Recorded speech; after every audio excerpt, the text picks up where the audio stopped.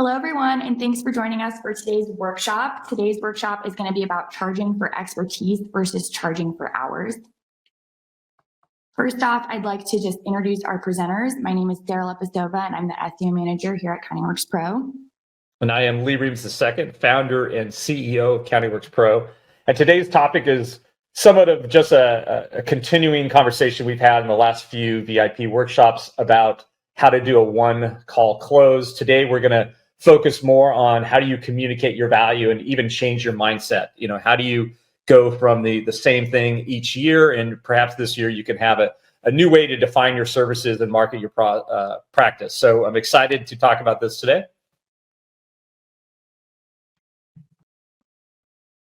Thank you, Lee. And yeah, going off of what Lee said, today's agenda is going to be pretty dense. So we're going to start with an introduction. We're going to talk about changing your mindset around charging for your expertise over hours. We're going to talk about understanding your value. We're going to talk about value pricing. We're going to tell you what that is, how you can implement it, and the different things that we offer that will help you implement value pricing. We'll talk about thinking about yourself as a product and then creating perceived value around yourself as a product. And then we'll actually teach you how to sell your expertise, followed by a conclusion. And with that, I'd like to hand it over to Lee. So this webinar is approximately 30 minutes long. There will be no CPE credit today. And this workshop is designed for US-based small tax and accounting practices. However, any other business or practice may benefit. So let me start with the introduction. Because our time is a limited resource, there's a ceiling to the amount of profit you can make if you exchange your time for money. So time is the most precious commodity we have. Therefore, learning to charge for your expertise rather than your time is essential to success. So below are two main takeaways of this presentation. And these are the things I want you to just think about as every slide we go through. So don't charge by the hour, charge by the years, and charge for knowing how to solve the problem. So in this workshop, we will teach you how. So I'm going to get into it by our first section is creating and selling expertise. And I think this is the most important part. So, change your mindset. So, why change your mindset? I think most practices, after they finish their, whatever they call their busy season, they kind of step back and meet and say, okay, let's look at how we did last year. What do we want to do next year? Let's sell 10% more. Let's sell 15% more. And you're basically trying to sell more of your time, correct?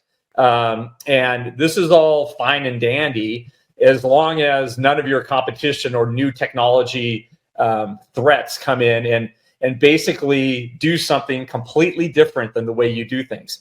And that's what's happening today. So when I say that, there are new private equity, VC-backed technology competitors coming out. And I mentioned brands like Pilot, a little bit of what Intuit is doing, that is redefining, how professional services, how professional tax and accounting services are sold to the general public. And one of the issues that I see is people don't compare you to the old way of doing things, how you're used to doing things. They compare you to the brands like Amazon and now Apple do things. And they are expecting more and more digital experiences. They're expecting people to change the way they deliver these services. So there's a lot of different, pressures that are on your practices right now. So, we wrote here on the slide, think of it this way: providing thoughtful advice to a business owner may take a lot less time and effort for you than preparing their complex tax return. However, your expertise and advice may save them thousands in the future. So your 15 minutes of advice is worth thousands more than a 1 hour long tax return that any pro could have prepared. So if you charge a flat rate for all of your time, you'll be making a fraction of the profit for transactions that actually could have been worth a lot more. So as we go through this presentation, I just want you to ask, is the way you're doing things now viable? Is this what the consumer wants? Is this what the consumer expects with the way they're buying other services? And I think the answer is no, and it's time to change the way you do things. So I always say, okay, how do you understand your value? And, when you're selling a service, you're not selling a physical product. They're not buying a car. You're not buying a Mercedes, and they have that Mercedes sitting in the garage. They drive it every day. They can feel it, touch it. They can enjoy it. So the value that you're providing or what you're selling is basically, it's invisible. How do I tell if this is a good service or not. So one of the keys to selling a service is understanding a few things. One is understand your value, and secondarily is understanding that everyone in your practice is responsible for marketing and pushing your company. And what you need to do before you get into the value side of things is you need to review every single step of how, and we call it life cycle marketing, our product. And as we're morphing our next generation of our product is designed around this as well. So from the initial touch point, how a consumer finds your brand, what is that impression? What does it look like when they land on your website? What does it look like when they land on your social media site? That's why we're so adamant about, making a beautiful website, telling a story in these websites, having a professional social presence, having 5-star reviews, because these are the first impressions of your brand. And it goes through your receptionist. How do they answer the phone? How do you present your invoices? How do you onboard clients? How do you work with them, communicate with them on an ongoing basis? So every single touch point here is basically it's an act of marketing, right? And every single partner, every single employee is basically a marketing person. They're a salesperson. So think of that before you get too far into kind of the next themes that we're going to go through. So as a tax and accounting professional, you are selling more than your time. You are selling expertise. And that is very important. Just keep thinking that.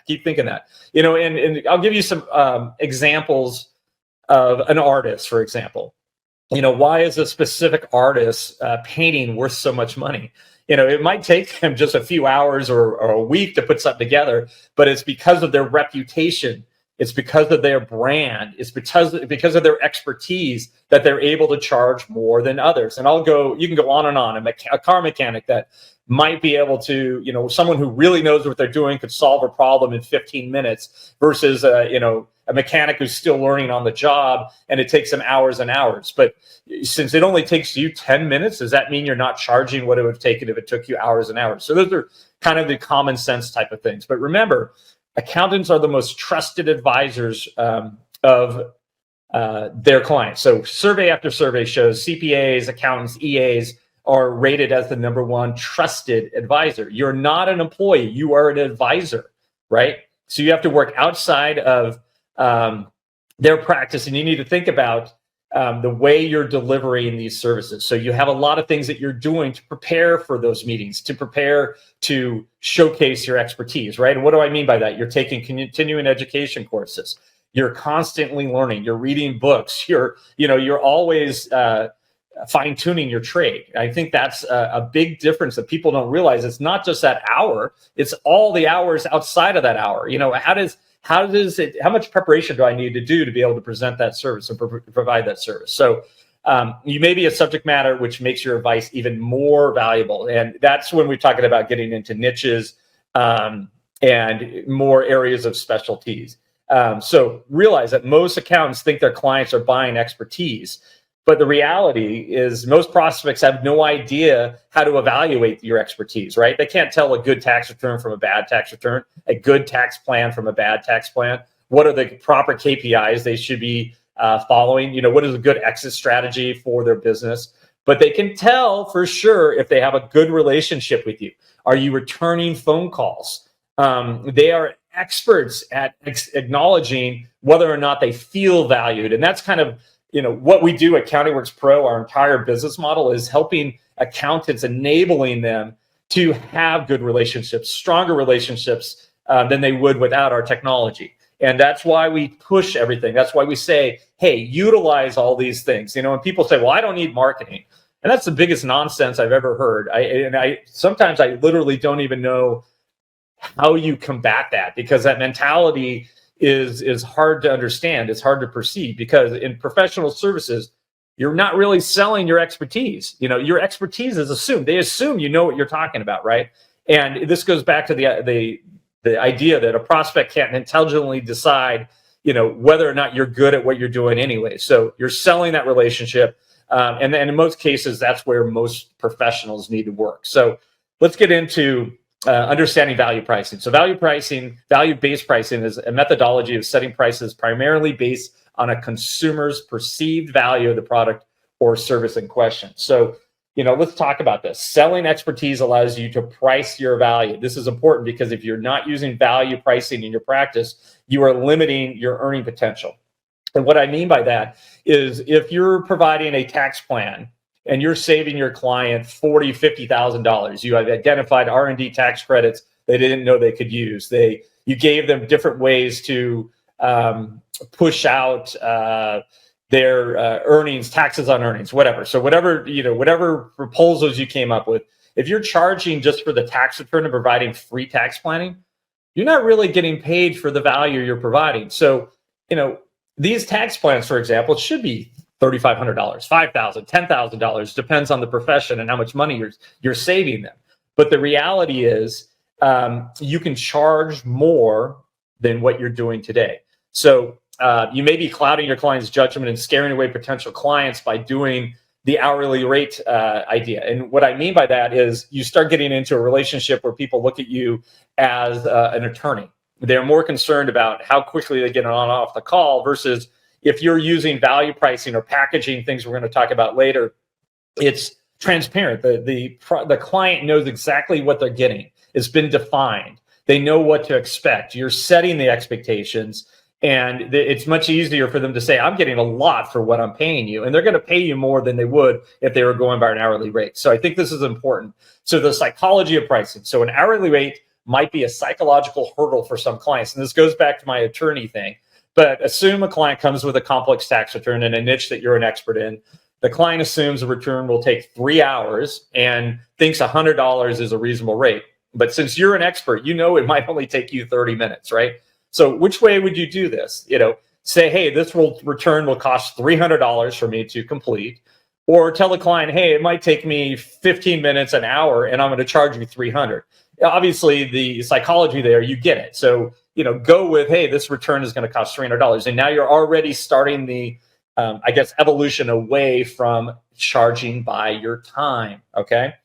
So I think this is important to understand. And the reality is when you're selling a service, you're really selling that relationship. Again, you're selling, how am I going to solve your problems? How am I going to make your life better?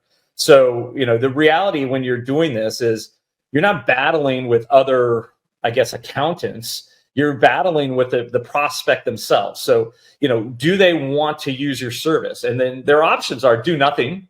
So why pay for a tax planning, yearly deal, or, doing it themselves? So basically it's complacency, it's DIY, so you basically need to make it so they understand why they want to use your service. So how can we get there? And this is important. I talked about the analogy of a Porsche, a car, or a Mercedes. So start thinking of yourself as a product. And I think this is important. There's a couple ways that you can do this too. Technology has changed the game in the way tax and accounting firms can operate. And I'm going to give you a couple different examples.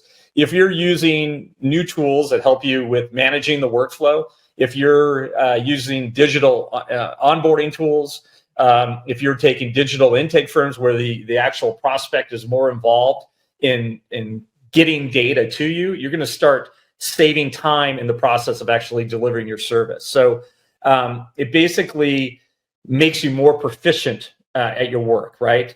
And what you're going to learn is this can become a competitive advantage. The whole development side of CountingWorks Pro, as we get ready to start releasing our 3.0 platform, is basically giving you a competitive advantage to your competitor, helping you as an independent professional compete with the pilots of the world that are using technology to make it easier for people to do business with them. And that's what we're going to do. We're going to make it so the independent has the same type of technology advantages that these new startups have. And I think that's going to be a big deal. So, what does this mean as we're talking about thinking of bundling it as a product? Technology allows you to develop ways to make it very easy for them to view the 3 different pricing. Let's say you're doing virtual CFO services. You can have package A, B, and C.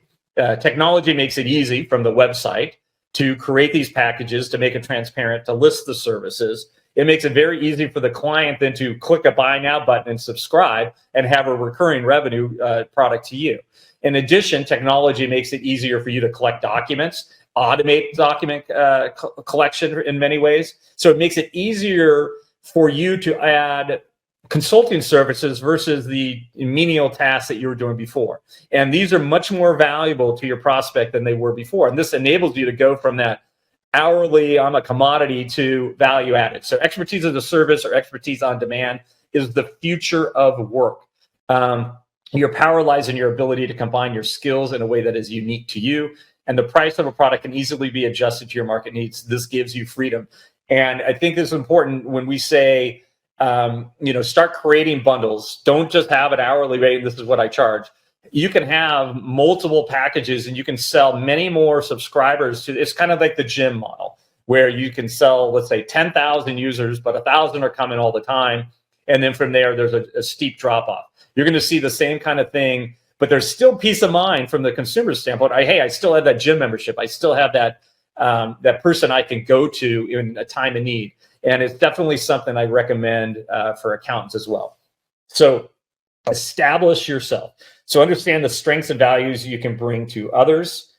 Build your expertise and your authority. Promote your expertise as a service and define your value. What is it about your expertise that makes it more valuable than the hours spent? So let's get into a little bit more about how you do this. And what I find is I go back to how do you establish yourself? And that goes back to all the touch points you have. So, actually, let's back up. So study every point, every touch point where your practice makes contact with the prospect and what you want to see and or client, right? So are you proud of each one of those touch points? Is it presenting in the value that you're trying to provide? And I mean the professionalism.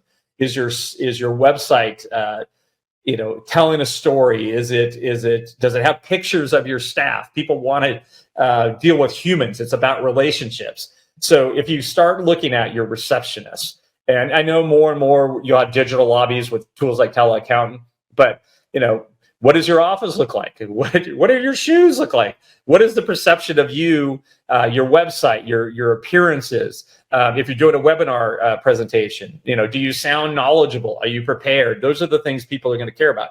But it's these few points of contact that basically help people decide whether or not you're going to do business with you. And I think that's important. So are you making every one of these a great impression? And you don't want to squander any of these opportunities, okay? Because it might be your only one. So meaning someone may have been referred to you on social media. If they go to your social media profile or your Google My Business or your Facebook and you have nothing, or if you have something that's just it's void of any information, there's no personality there, and this is all a part of how you establish yourself. Because in a large part, a tax and accounting service, when you're marketing it, it's a popularity contest. How are you going to get more popular? It's like high school. How are we going to get more people to talk about us, talk about our brand, and then refer more people to us? How are we going to be popular on the internet? Meaning we need to establish our digital presence. We need to outrank our competitors. What are the things that we do to then establish ourselves? So that's what we're talking about here, because the more established your brand is online, the more perceived value of your prospect when they find you. So I know I've been kind of wordy here, but I think it's very important to understand that. So create perceived value. Until a client sees proven measured results, they don't really believe that their new accountant knows how to save or make them money. And I think that's important. The more you have pre-sold them, the more they've read reviews. Reviews are the best thing ever. Your client telling a story about you is the best salesperson you can ever have. Having case studies to communicate the value you deliver, even in your discovery calls, saying, "Hey, I just worked with a client just like you." Now you're changing the narrative of your story. They can relate to this. You're becoming more human. You're connecting. That will give them more confidence in you. And guess what? They're going to pay more. They're going to perceive you as a better value, as more valuable than someone else. So use these real world examples of how a profit-first mindset might improve their clients' financial results. So I hope that kind of makes sense. But one of the things I think a lot of accountants miss is the idea of passion, to being human. And, by creating this relationship, there's a lot of times you're going to be able to outcompete someone who's just listing a bunch of designations and service points, then missing the entire thing. They fail from the beginning. So, you got to realize that buying processes are not necessarily logical. Okay. A prospect for your service a lot of times will, they'll add up, what are the costs? What are you going to charge me? And then what are the benefits that I'm going to get? When they're comparing you to another. But the reality is not everyone is making these completely rational decisions. They're much more unsophisticated than you think. And a lot of times they'll buy on emotion. They'll buy on impulses. They'll buy on perception. And I'll give you some examples of brands that have been successful in doing this perceived value. Like I will give the Apple versus Microsoft, how Apple is able to get a premium for their products because of the perceived value. You could argue a laptop is a laptop, a Chromebook and an iPad, they're the same thing. But the reality, Apple is getting a premium for their services. And why is that? Because of the perceived value they've created through their marketing. Another perfect example is credit cards. So Visa versus Amex. Amex is able to get a premium for their cards, a premium for their services because of the perceived value. And of course, you have to deliver a better experience. But the reality is, I'm just trying to get across, you need to create this perceived value. More importantly, increase your efficiency. So it comes down to time. We've been talking about that theme. And I think most of you can relate in the last, I'd say, the April 15th deadline until the October 15th deadline, I think has been just bonkers crazy for most of our professionals. And you've realized more than ever, your time is valuable. So if you feel like you're working more than ever, but not making more money, there's got to be ways that you can be more efficient. So automate as many things as you can. Obviously, CountyWorks Pro, our goal is to automate your marketing. We're going to start helping and automate the intake and onboarding of your clients and even the presentation of some of your services. So we're trying to save you time. We're also trying to make you look good. So when you're providing that work paper, whether that be a tax plan, whether that be the monthly virtual CFO consulting, we want it to look as good as possible. So just sending it blindly through an email or whatever, lacking security, whatever you're doing, we're trying to develop new ways for your clients to have a more of a perceived value and even just the way you present things. So definitely look for some new tools as we come out. And then we say outsource where you can, So we gave this example. You can start by using the Chris Ducker method and make a list of 3 areas. So what do you hate doing? What you shouldn't be doing, and what you cannot do. And there's a lot of technology and even virtual assistants and things that you can use to help increase your efficiency. So you're focusing on what you're really good at and maximizing the return of your time. So I hope that makes sense. And what you're trying to do when you're setting everything up is you're trying to eliminate as many fears as you can in your prospects. You're not trying to necessarily look like the superior choice by any means, but you're trying to take the risk out of going with you. You want your buyer, your consumer, your taxpayer, your business owner to feel they made an excellent choice when they choose you, okay? And what you're trying to do is eliminate as many fears, anything that can hold them back from making a decision to work with you. So you want them to basically not ever feel that they're making a bad choice when they work with you, okay? And that goes back to this first impression that we've been talking about. Every impression you make will make a long impression. It might be your last. So if they see your website, is that website, even though you might be the best in the business, if you haven't fully optimized, if you haven't put in your reviews on that site, if you haven't added a lot of personality, photos of your staff, photos of your building, you're not making it strong enough. All right. So the idea is you want to build that quality into your service and take the risk out of the buying process. So let's talk about kind of moving into sell yourself effectively. So put yourself in your client's shoes. Consider their pain points in your solution. And I think most professionals don't do that. They don't focus on this. And you must position yourself in your new client's mind, right? What are their concerns? What keeps them up at night? And with this, then you plan and practice your pitches. And this goes back, if you haven't watched our one call close methodology. This will kind of help you get an idea of how you go about establishing a discovery call. How do you ask some open-ended questions to start dialogue where you're then listening to your prospects' pain points? They're telling you what they're looking for. And then basically you're doing two things. One, you're qualifying this prospect. Do I want to work with them or not? And then you're framing, if I do, then you're framing your solution to solving the pain points that they're talking about. And you can even use those examples I said before where case studies. I have a client just like you. And those are kind of things that take the risk out of the buying process, right? You're positioning yourself away from your competitors automatically. And it's helping you get into that human side of making a decision. So stay calm and do not brag. You don't have to oversell yourself. I mean, if you're doing this correctly, be confident and be prepared to walk away if you need to. So sell yourself effectively.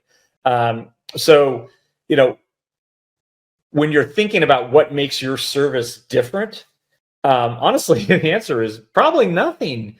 But if you're positioning yourself, you're going to be able to get your client away. That's kind of the way you're differentiating yourself. You're using that relationship side to make yourself stand out in a clear position, if that makes sense. So let's continue on.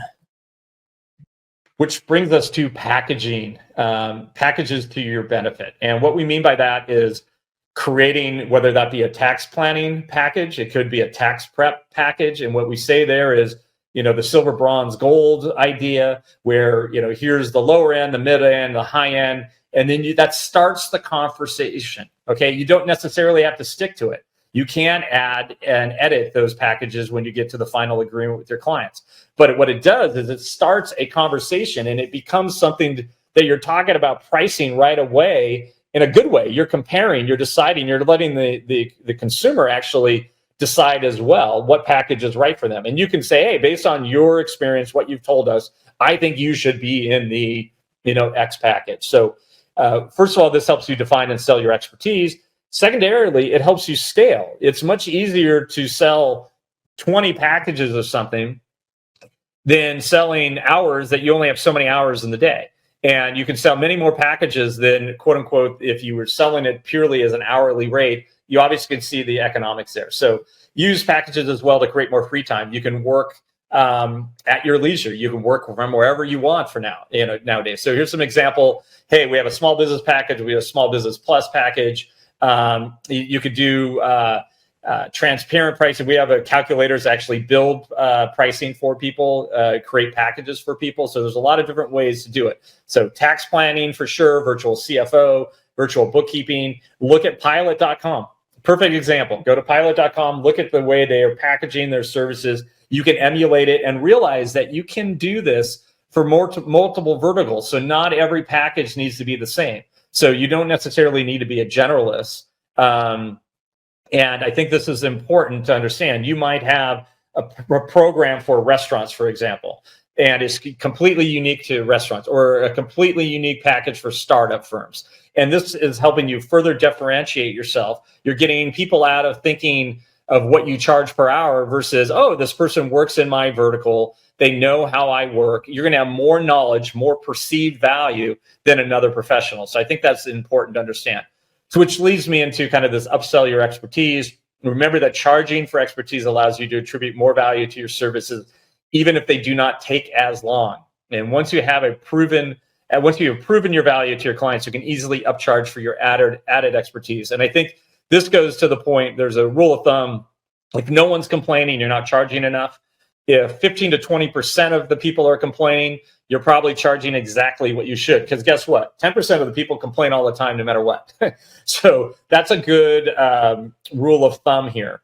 The idea here is going back to my initial thing. Don't charge by the hour, charge by the years. Charge for knowing how to solve the problem. This makes selling easier, faster, and less costly for you, right? It's helping you build a brand. And what this, one of the things is, one of your biggest competitors is not, again, who you think your competitor is. It's not an actual other competitor. It's a client's indifference to solving their problem, okay? And this goes back to what I said previously. Their options are, I hire you to make my life better, And you through your marketing and through your advertising and your discovery call, did you identify some opportunities that prospect may not even known, some pain points, some opportunities they didn't even know existed? Because the reality is you're competing against someone doing it on their own or doing nothing at all. That's the whole indifference thing. So definitely make sure you understand that as you take away from this webinar. So here's some examples. If you have established your value, doing some basic QuickBooks setup, a client can easily turn that into a monthly accounting client. So you might have a lead product, and this is a total different webinar, but what you're finding now is product-led solutions are kind of that's the future, okay? And what you want to do is, okay, what is my product led? What does that mean? Well, it's transparent pricing. It's making it easier for people to understand the value that they're providing. It's easy for them to get into the product. But what a lead product is there's something inexpensive, something with little risk that you can put out there that gets them into the door. And then from there, you upsell them. So maybe it's a free review of their existing books. And you'll give them up to a certain amount of time. You'll go in and kind of look at their chart of accounts, give some suggestions, and that leads you into the upsell of a virtual CFO or a virtual accounting type of experience. So if a client perceives the value in your unique expertise, they will be happy to pay more for your continued services. So this allows you to shift into a more consultative role where you can give less of your time, yet provide more value. It's kind of the theme of what we've been talking about. So I'm going to try to conclude this. There's a couple things that we've talked about, and one of the things is the human side of things. And if you're selling a complex tax, like R&D tax credits, right? It's hard to understand. So can you use metaphors, for example, to explain what that service would look like? Is there a single, like an elevator pitch? Basically, can you develop elevator pitches around many of the complex services that you're providing? And if you can, it makes it easier for the prospect to say, hey, you understand what I need, and if you can use storytelling, metaphors, however you do it, that is the way you need to change the way you market. And then realize that kind of leads into this whole thing about time. So, how can we change the narrative? How can we then create more perceived value and make more use of your time to make more money, right? So not all time is created equally. Make the most of your time and charge for your expertise instead of time you spend doing the actual client work. We've given some examples. I think I've talked 3 different ways to say the same thing, but be aware that the value in the work you do and the solutions that you're able to bring to your clients will enable you to maximize your time and practice. But more importantly, you're providing your clients a better financial outcome. That's a great feeling of satisfaction to know that you're making your clients' lives better. And I think you need to communicate these successes. You need to share this on in your marketing material. Case studies, new clients. This is all about social proof. Any awards, any courses that you've taken, any recognitions, reviews. Have you grown the practice? Are you hiring more partners? These are things that remind the current clients that, hey, I made a great decision. I am working with the best accountant. You know what? I'm going to send them more referrals. I'm going to make sure that they do better in the future, right? So the idea that, and kind of the way Accounting Works Pro works, is we're trying to set you up, establish you with this ongoing communication. So after I'm going to go through the life cycle again real quick. After someone finds you, they decide to work with you, you do the work, and now we're into the client loyalty stage. If you go out of sight, out of mind, that's not going to be a healthy practice. So, you want your practice to be, solid from the first impression, that first phone call. You want to get that human side of you, your personality out there. Your success depends on your relationships with your clients. And, again, your clients are people. They get frustrated, they get emotional, they get angry, they get irrational, whatever happens. But if you have a solid reputation, if you make a mistake, it's no big deal. They know that you're going to be there and stand behind them and make them better. So hopefully this webinar has kind of communicated some changes in mindset. And I'm happy to talk this over with any clients. I know Sarah and her team, we have some new team members coming as well, talking about us as we grow. We're always here to help you. We use these webinars to try to educate and kind of pitch to you what we see as the future and ways to, more importantly, change mindsets. A lot of times accountants are set in their ways. It's the same ways each year, same way as last year. And there's are better ways to do things. And the world has changed. The pandemic has made that transition faster. So it's definitely things like what we talked about today that really you can get some real return on your investment by taking some risks. Test some things, see what works and what doesn't. That's what's great about the internet and iterating. You can quickly find out what people are thinking. So anyways, if you have any questions about charging for expertise over hours, feel free to reach out to us at help@countingworks.com. Again, we value our relationship. We're excited about what's coming out here in the next few months. Slowly but steadily, we will release it to current clients. We will release a lot of new tools to our new clients first, but definitely we have migration and plans in place for you as well. Again, thank you, and we hope to see you again soon. Thank you.